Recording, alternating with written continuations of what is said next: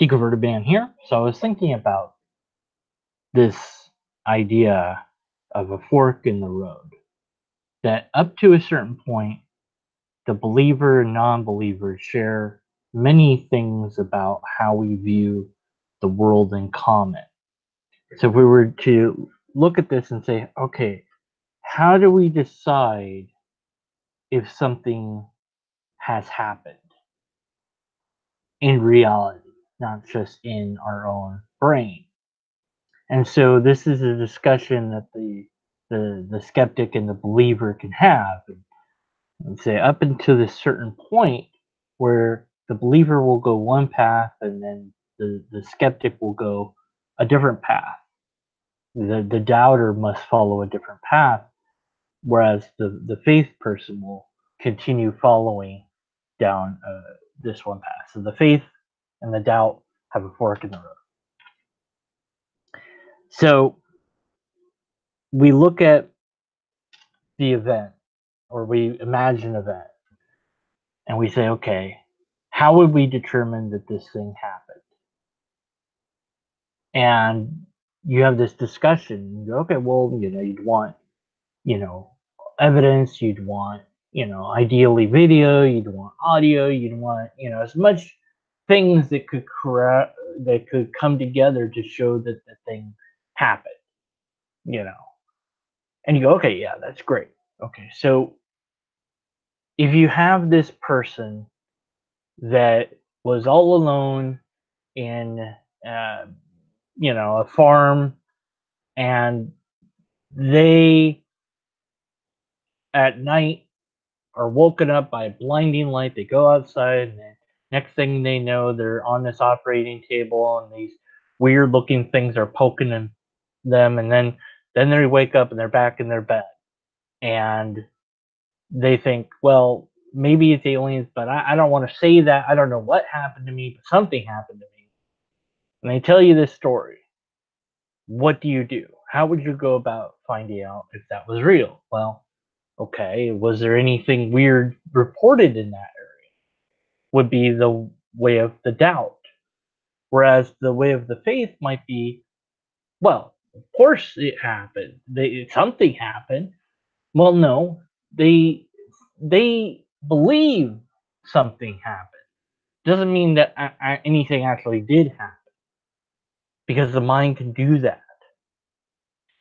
So if they wanted to believe in UFOs or aliens from outer space or whatever, they would then part ways on that particular fork in the road. But if they were okay with being doubtful of that, then they would go down the doubt path with you. And you would have an agreement on that the way that we determine what's real is to doubt and to investigate and to look at what can be known about the event in question, and maybe very little can be known. And then you say, well, then what? Well, then we say, well, the person thinks that something happened to them, or at least they're saying that something happened to them, but we don't know if they're lying. We don't know what happened, and let's say we tested them for drugs, no drugs on them.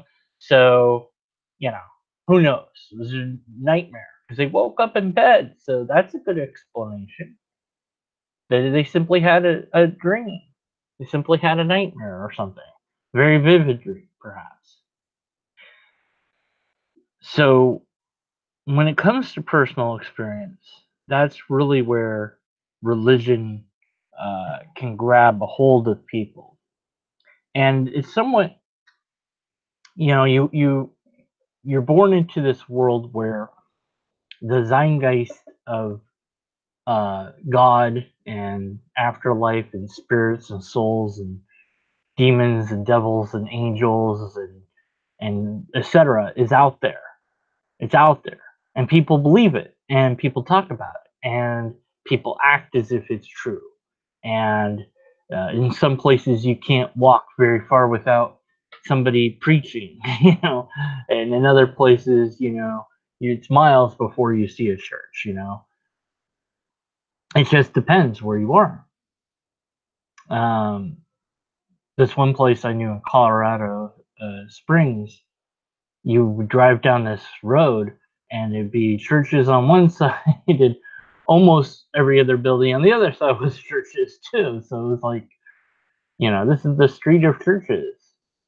And that's really the world that we find ourselves in. So it's not unusual to be born into a religious household or to be near people who are religious. And so the idea has already been accepted by other people that this could be true or that this is true. So you don't initially have a starting point from which doubt necessarily can bloom. Of course, different people have different brains and different situations, so there are going to be people born skeptic or born doubters or hear stuff but just don't buy into it or what have you.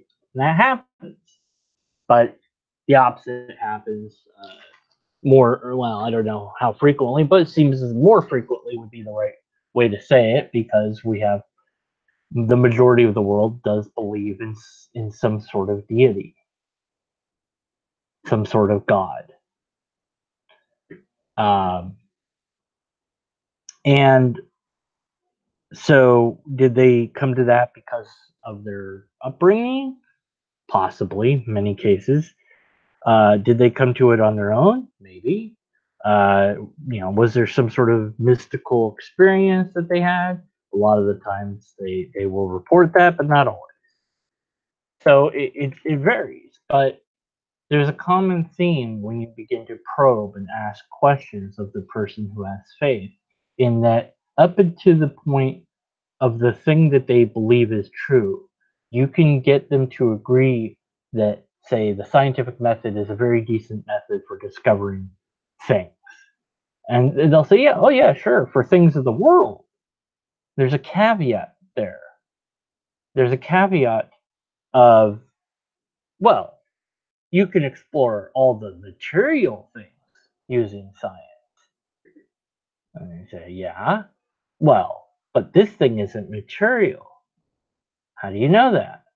Well, I just know that. Of course it's not, because if it was, then how do you know?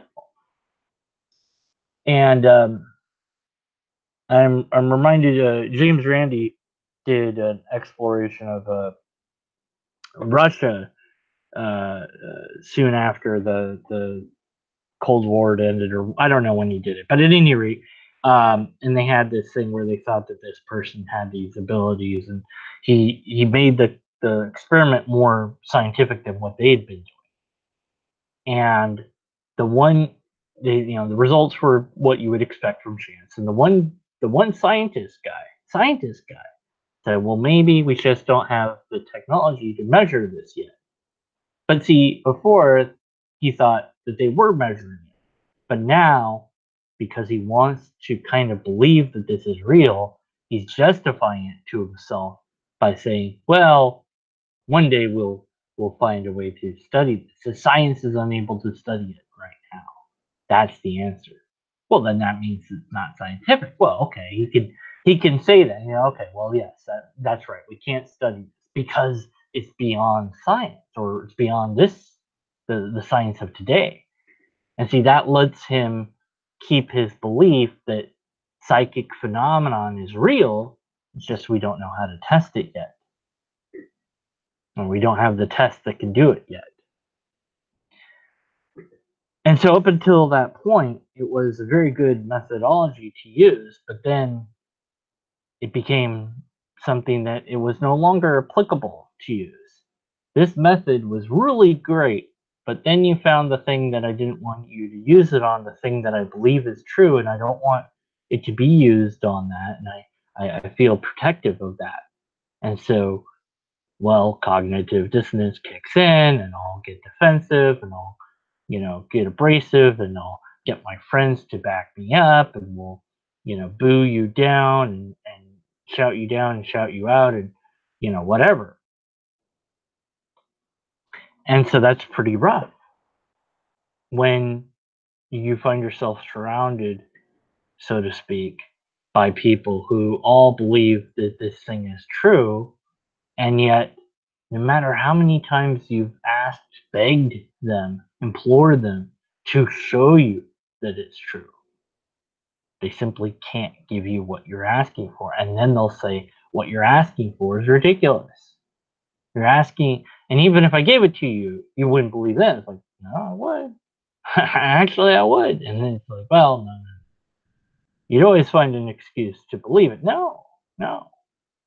But if you probe, you actually find that the believer can actually have doubt regarding other beliefs. So if you say, well, okay, fine. What if I was to, argue for this other God? What would it take to convince you? This is a question that's been asked many times. And sometimes you'll get, nothing could convince me, or, well, of course, I know all the other gods are fake because my God says it's the real only one God, or something like that. But occasionally, sometimes, you'll get a conversation from this. And the things that they would require for that other God are not the same things that they would require for their God. Now, I like to ask this question kind of based on the Chronicles of Narnia, which is written by C.S. Lewis, who of course was a Christian and debated uh, a version of intelligent design and didn't like evolution, didn't really understand it, of course, back in the day, and was trying to promote his faith how he you know how he could.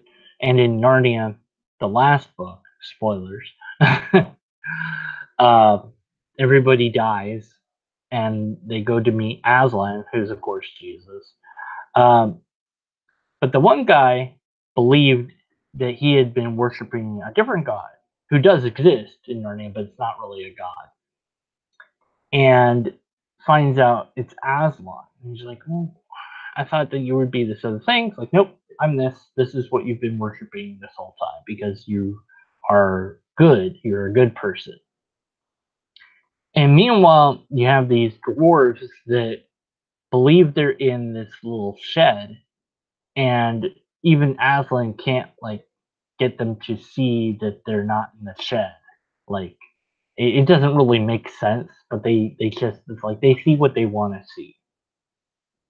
And I'm like, okay, so here's the thing: if the believer found themselves in an afterlife, but it was a different god, wouldn't they just say to that god, "This is a test of the real God, and I'm not going to believe in you. I'm not going to worship you. I'm not going to do what you want because the real God is testing me, and I'm not going to fall for it." So, from that perspective, then nothing could convince them that the real God was really God, except, of course, to overwrite their brain and make them just believe anyway. But of course, the real God could convince them because it would know what would it take to convince them, unless nothing can convince them, which is where that idea in the Narnia book is that nothing can convince them, not even God can convince them, because they've decided that they're right about what God is. Now, I don't think that there is a God, but I'm not stuck to that idea. I'm willing to consider the possibility, but I don't even know what that would be. It's like, well, would you know it when you see it? I don't know. I guess maybe. Something like a Q from Star Trek. That's close enough to be a god. And I don't really have any attachment to the word God. So if something like that showed up, I'd be all right. Yeah, fine. Whatever, you're God. Okay, I don't care. Whatever. It doesn't matter to me. That's what you want to be called. I mean, but I might have my private doubts, and that for the believers, like, oh, that's heresy. You should just believe in God once you encountered God. You'd always be somewhat skeptical that it was really God. Well, yeah, you would too. If it wasn't the God that you were expecting, you would always be skeptical of it, no matter what. But getting to that place in conversation is extraordinarily rare. And of course, what's even more rare, and I've not seen it happen or had it happen yet, one lives with hope, that they'll say, okay, I get it. I have this preferred faith in this preferred God. Now, some theists are very open minded, but it depends who it is, of course. Some are willing to say, I'm willing to see whatever God really is. Maybe God is just in my head and it's all made up and it's just pure faith. And if that's the case, I'm okay with that. But for whatever reason, maybe they can't or won't let go of the idea of God, and but they're at this point where they're as reasonable as they can be, but maybe it's just literally the way their brain is that they can't let it go because that's just the way their brain is or something like that. But at least they're super reasonable. But with the others, it's harder to tell because you don't know how close they're able to get. You can't, you don't have the ability to scan their brain and see what's going on in there. I wonder what sort of tests we could try to do to see that sort of thing and how much could be known. But at any rate, from the purely um, conversational side, the philosophical side of things, the logical side, you can use logic and methodology like science or other methodologies that are robust up until a point. And I remember a conversation with S.J. Thompson where I was like, is there empirical evidence for God? Well, can you see love? Was her question. Like, that's you didn't answer my question. Because see, I wasn't gonna play that game. Actually you can, by the way, yes, you can see love, but you'd have to have the right sort of equipment to do it. But you could certainly see it because you because you could see the readings of the mind and the heartbeat and things like this, and you could make a decent test where you could show, okay, when that happens, that's them feeling love. When that little light blips on. You know, well, but that's not really seeing love. That's as close as we're ever gonna get. Okay, it's good enough. But there's nothing even remotely like that for God or for soul or spirit or angel or devils or whatever. ESP and paranormal things. It just isn't. It's not out there. And the excuse is, well, of course, you can't use science until you can. Like, okay, I can use this weird instrument to find ghosts. Like, well, why wouldn't it detect your soul? You're a living spirit. Why wouldn't it beep all the time? Like, how do you differentiate between your soul and the soul that's outside of the body? Those sort of things are never answered because those so-called ghost hunter shows are nothing. They're the same thing. They go in the dark place, they get spooked a little bit, they wander around, do absolutely nothing, using equipment that doesn't, that they have no idea what it's for in the first place, and they use it incorrectly. It doesn't matter. And then half the equipment, it's not even real most of the time. So it's just it's a made up story, and it's I guess popular for a while. It was quite popular, but if the if there was some sort of energy that was present without a physical body, we could detect that. It would have a signature and it would have a predictable behavior and it would be a real science. Not it wouldn't be up to Nimrods going into houses with bad equipment and shoddy cameras always at night too. That's the other thing because spirits don't like the daytime because reasons I get. I like well why? Why would they care? The energy wouldn't care. The energy would just be there, and it would act if it had a will of its own. And of course, it would communicate. How many people have gone already through the mortal coil that should be everywhere? It should be that you never can go without a ghost encounter. But of course, then excuses are made for why that's not happening. See, so you actually have to believe in more things to maintain the belief, and you have to doubt less things to hold on to the belief. I was listening to a thing where this guy was asking people about life after death. And then no, this one person, well, maybe you become like a tree or something. Like, well, you wouldn't know even if you did become a tree because there's no room in the tree for the sort of brain that you have. So even if that was the case, what good would it do you? But of course, there's no reason to think that what happens. I mean, technically speaking, your atoms and molecules and pieces of you will get into the ground, and some of them might get sucked up into a tree, but who knows how long they'll stay there. So I suppose at some technical level, you might be right, but that's not what they said. So, the thing is, there just isn't evidence for that sort of thing.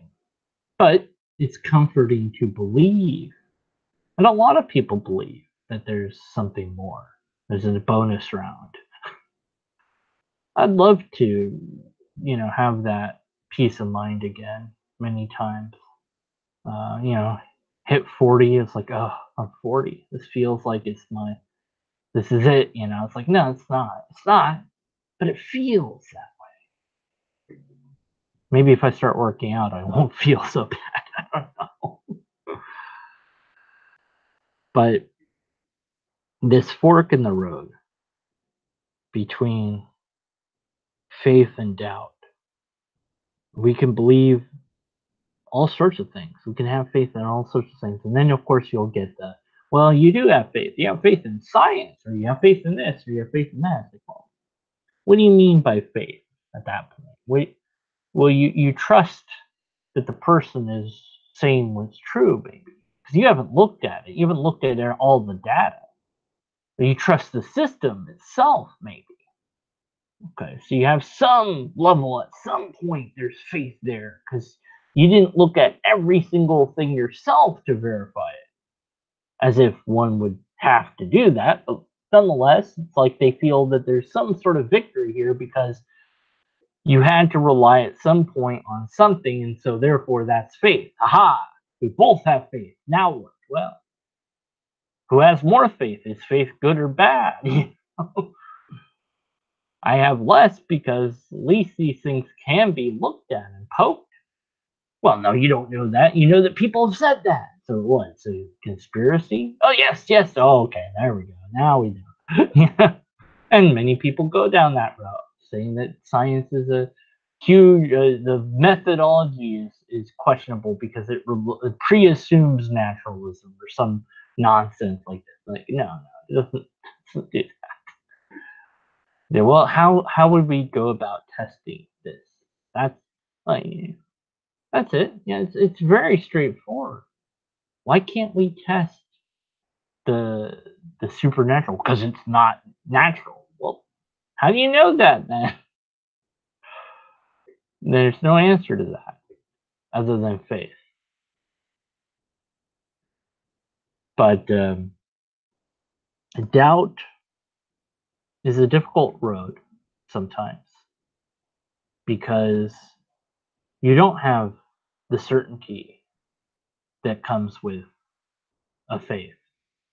You have no idea when your loved one goes out that they'll come back or that you'll make it to see the next day or whatever. And my God, that could drive you nuts very quickly if you let it. But we don't really think about that. We just live moment to moment and we just kind of don't think that something bad's going to happen, I guess, until it does. Like in that moment when I punched that poor guy, like it wasn't me anymore. Like I just was watching this movie or something.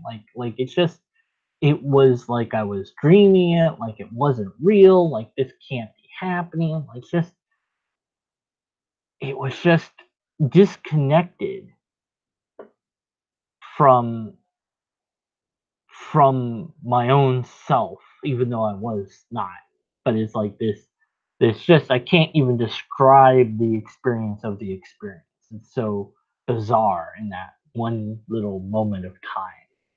Where it's just like, what is this is just a flood of just chemicals in my head that just took over. And it really is this this sort of thing that you could easily attribute to the paranormal and say, well, it wasn't me, it was an alien, or the devil took over in that moment because it doesn't feel like me. So it must not be me anymore. It must be something else. Well, it's adrenaline, really, but that's part of me. How much control do I really have over that? Oh man, I don't know. None of us do. And that's kind of scary too. Because we want to believe to some degree that we have free will, maybe. And well, there's a faith maybe we do have. But I don't know that I have free will, or maybe I have arbitrary choices that I can kind of make within a range, a very limited range that I think is bigger than it is. Maybe it's not all one or the other. Maybe it's not pure determinism, but it's not pure free will either. It's somewhere mucky in between, and that seems plausible. But what the bleep do I know? Still waiting on the data to come forth and settle it one way or the other. But then I have to trust that data. So we're back to square one. But I do think that at some point we're not, because there is a way to assure that if the system is broad enough and big enough, that the kinks get worked out. And that's what we see in science. That's what we see, like mathematics, like as long as you do the formulas, you don't get different answers than somebody else. You don't see that when you do proper logic. You don't get erroneous arguments when you do proper logic. Of course, when you do improper logic, of course you do. So, and I always try to focus this back on myself and everyone else, because I'm highly aware that people listen to me are usually skeptic or atheist or doubters. And I've got a couple of theists that tune in from time to time, and a couple of people that believe something. And somebody always downvotes one of my video for whatever reason. So whoever that is out there, that person, maybe they don't watch my stuff. They just go, downvote. He made another video. Downvote. Doesn't matter what it is. I wonder who that person is. Stop doing that. Show yourself. That we also have something that we have not yet challenged, that we believe is real or true, or that we could find ourselves believing something that's not real or true, and that we have to constantly be on guard and be vigilant against that sort of thing. So that's kind of where I always want to take these sort of talks back to myself and us, whoever you might be listening to this, and say, remember, this could affect you too. And it might be right now, this very moment, you have no idea. It's like, you find the right topic to debate, and suddenly you find that thing. And it's like, oh, that was the thing that I thought was true, and I was so sure I was right that I wasn't willing to see it from a different angle. I wasn't willing to even debate it because I thought I was so right. I just saw on Twitter from an atheist that said, I'm this, I'm that, I'm this, I'm that, I'm an atheist. If you don't like it, unfollow me, bye. And I thought, I don't like that last part. If you don't like it, debate me. That's what I would say. If you don't like it, argue with me. Good. I don't care if you like it or not. What's it matter? Don't unfollow me. Let's have a conversation. Let's have a debate when you disagree with me or my ideas or my thoughts or whatever it is I say. But let's do it civilly and with reason and logic. Don't gang up on me. Don't group up on me. Let's do it in an honest, civil way. Of course, well, I've had bad experiences, with that. I've had good experiences too, wonderful experiences as well. Um, but there's a lot of people that over time that have been on YouTube have just kind of vanished. And one wonders what happened to them, you know. And you make some friends and you make some acquaintances, and it's a weird sort of social environment that we're in. But my duty to the truth, my goal always for logic and to encourage all of us to always be willing to challenge whatever it is we believe, whatever it is we hold most dear. And that unless and until we have a logic and valid and sound argument that we should be skeptical of conclusions. And there's people in chat that want to talk to me that I've been ignoring. So now I shall turn to that. So if you're done at the video, this is the part where you can just say, I'm done. I don't care anymore. Hit stop. Or you can listen to me talk to the people in chat. Expression of I can't say this person's name. Catastrophe. Good, I said it. Yeah, science doesn't stop with the immaterial so much as the unfalsifiable. Minor point. Okay, sure. Faith is lame. You can use faith to believe that the molecular density of pork chop is equal to the entire genomic of a concrete trombone. Very prone to false positives. Do what now? They conflate it with confidence, Johnny says. Digger on jazz. Hey! Purple rhymes with orange. Hello. Hope I didn't miss too much. I don't know how much you missed. We can conceptualize this love. We can't do that with God. You can conceptualize certain concepts of God to some degree, but then you're told that God is beyond your ability to conceive. So it's kind of weird. Depends on what God you're talking about as well. That's such an obvious point. I don't know what Orange is referring to. Oh well. It's way too cold for Johnny. Yeah, those Ghost Hunter shows. Let's see what else. Let's see if there's anything that I want to.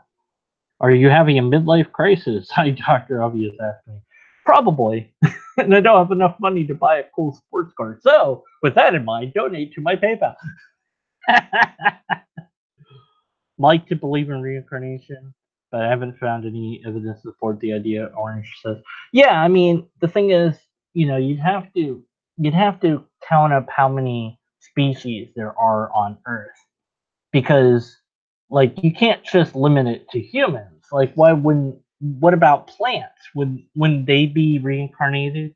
And why would they stick as plants? So maybe the plant would become a bug, and then the bug would become something. But I mean, how many billions of species of things are there? There's far more insects than there are people. So when they're dying, what are they becoming? And then what system is making this happen? I mean, there's too many questions.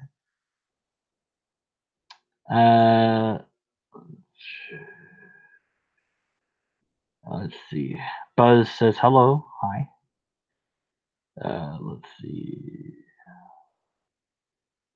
Will this do? Okay, so Buzz says, use a truth test for belief. Will this do me or anyone else any harm?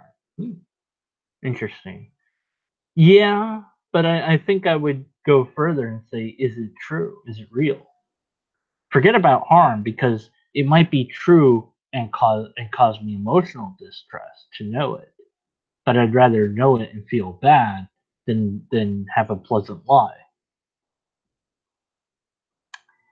Let's see. Johnny hasn't done a video in a while. No, he's done a couple of things lately. What the? That perhaps. I think Buzz had a momentary lapse of keyboard ability there. Let's see. Reading all your comments. All right, here we go. I'm caught up now. All right. Because YouTube hates everybody. I would say is why you might have missed Johnny's couple of things lately. If you want to make sure that you catch that and you put the little bell thingy, then you have the bell light up whenever somebody does anything on their thing. Although sometimes that doesn't work apparently. So, read as nihilistic. Oh, okay. All right. It was more fun when I was making fun of your keyboard, I thought.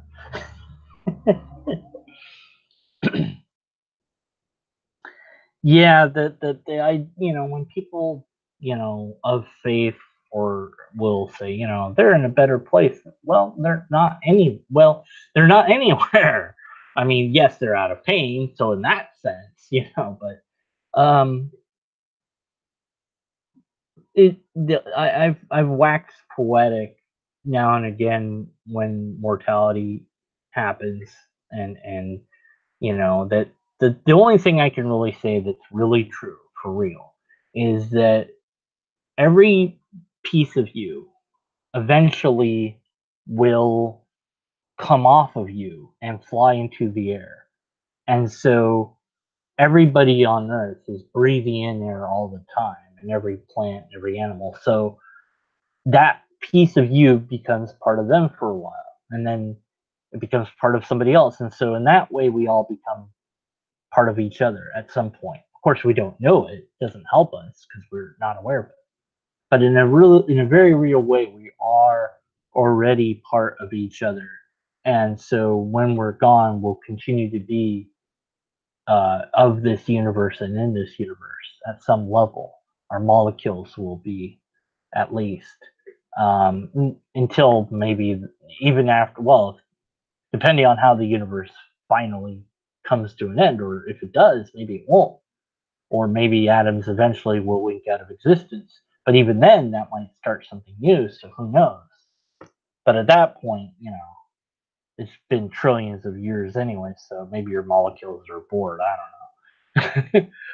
But that's sort of a realistic, poetic way that we are part of each other and that we're all part of the universe, and that the memories of that person, the things that that person taught or said or did, and then you sharing that with others will have this ripple effect that you will never be aware of what that ripple effect is, more than likely. Maybe you will be lucky to see it, but in that way they will live on, perhaps for all of human history, because even though maybe their name is forgotten, that the little saying that they said or the little idea that they had or whatever will ripple out in effect. Who knows how much?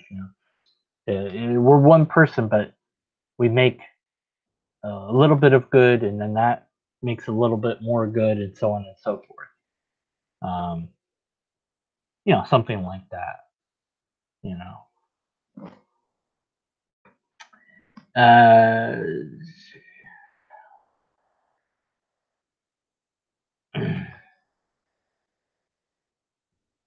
let's see. And I think that that mortality is just this thing that we know happens, and yet we we have no idea what it would be like to not be, but we kind of do, but we also don't want to think about it. So just live the moment, and we can't, in a way, we can't worry about our own end. But others then, when we experience it, of course, that's when we're reminded of it, I suppose. But religion does grasp onto our fear, human fear of death, which of course we have because it helps us to survive. So, yeah, there you go. So, I mean, people doing grants for charities or what have you. I mean, that's big. That's a bigger effect than all that. I don't have any money. So, but who knows what, good my, some random video I did will do to somebody somewhere. Who knows? I don't know. You never know. All you can do is to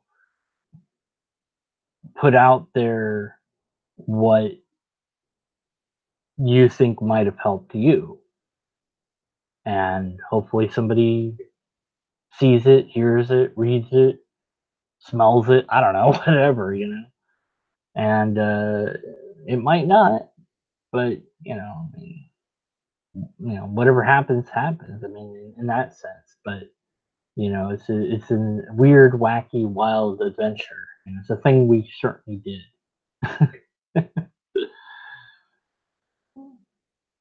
Oh, I appreciate that. Purple rhymes with orange. I'm glad that I could have helped with my humble words, um, in some way, shape, or form. I know that many of you have helped me with kind words over time. Um, of course, I'm like, hey, I need money now because I might, I hit that guy and I don't know what's going on. And I'm having like a little mental crisis of panic there. And some people threw a little bit of money at me, and that's always good and like appreciate it. Like, all right. And other people are like, I don't have any money. If I did, I wouldn't even give you it because I don't know, reason. It's okay. It's cool. Whatever. Um, I did get, I don't want to say how much I gave to this person, but when I had money, I was very generous with it. And this one person, I expected them to do one thing, and then I didn't really see them do that. And then they did this other thing, and I thought, did they spend the money that I gave them on that silly thing rather than on the thing that they needed? And I felt really disenfranchised after that. And then later on, they asked for money. I was like, uh, remember how much I gave you? Like, what happened to all that? So it was really like, yeah, I don't think so. You're on your own now. Sorry. Just no. So uh there's a reasonable limit, I guess. And um yeah, so you have to I don't know, whatever. Have I found a new place to live?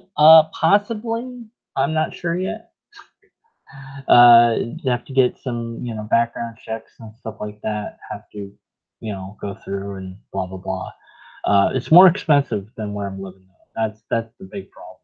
It's like $200 more or something. So it's really I'm gonna probably have to after I get a microphone and start doing videos again. I might have to do like a subscribe star again.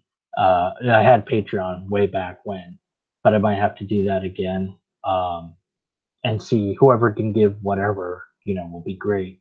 But I'm probably gonna have to do that and make YouTube like a way to earn money as well as produce interesting stuff for people, um, as well as explore other things that I can do that makes money because I actually am disabled vet.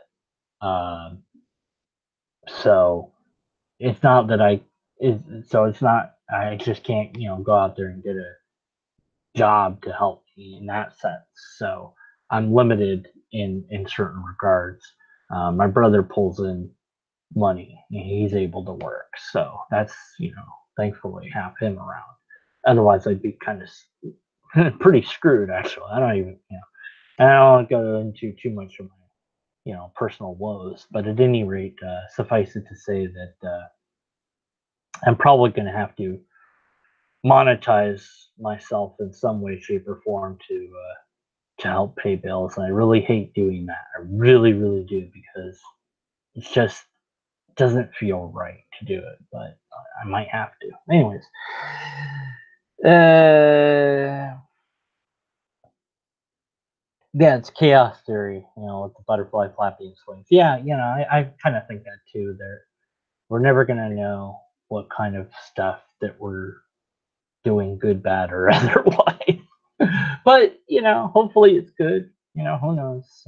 It's just it is what it is. If we knew that sort of level where I think it's kind of, there is that parallel. I forget what it's called, but there's this paralyzing choice thing that if you have too many choices, you can't make a choice.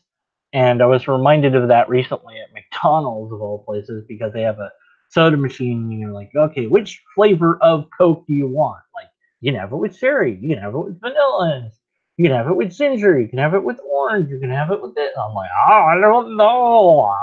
And I'm just staring at it like, ah. I'm like, okay, I'll try a little bit of that. Okay, I'll try a little bit. I was like, I have to try each one to decide. And then I'm like, it's caffeine. Finally, I just wound up with the original anyway. But the other ones were too, I don't know, they were all too weird or different. I don't know. But yeah, so too much choices or too much information would shut us down. So that's the thing. Um, Um, yeah, well, I mean, Purple Rhymes, as far as, money stuff or whatever. Once I have like if I did do Subscribe Star or whatever the bleep, uh, then it would be kind of cumulative over time. But as far as right now, I don't know. I mean, if you want to do something, do it. If you don't. I mean,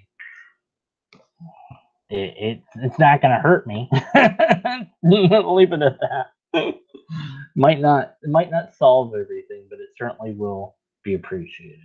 So, and I'm still, I need to go do is get back on my book that I've been writing and get that published, and maybe that will be a thing that people will want to buy or something. So, anyways, now I'm in rambles for sure. So, the fork in the road of faith or doubt. I hope that was an interesting talk. If you didn't stop when I said to stop and are still here listening to me do this, thanks.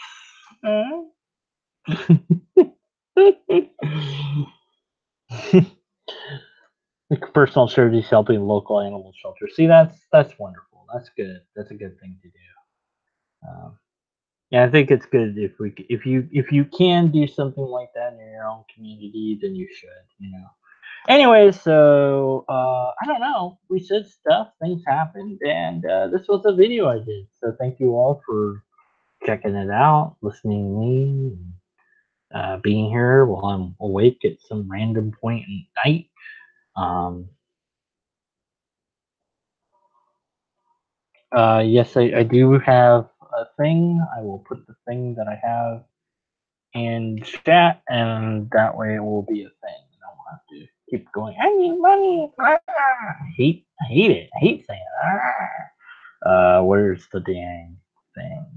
I think I left it in this because I left the link somewhere.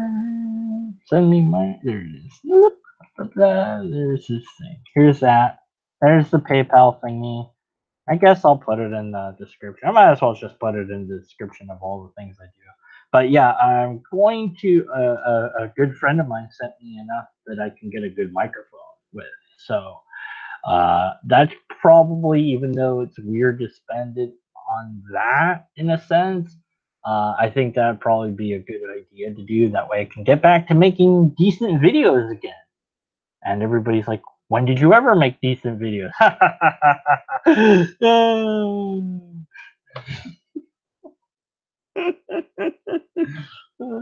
hurt my own ego. All right. Good night.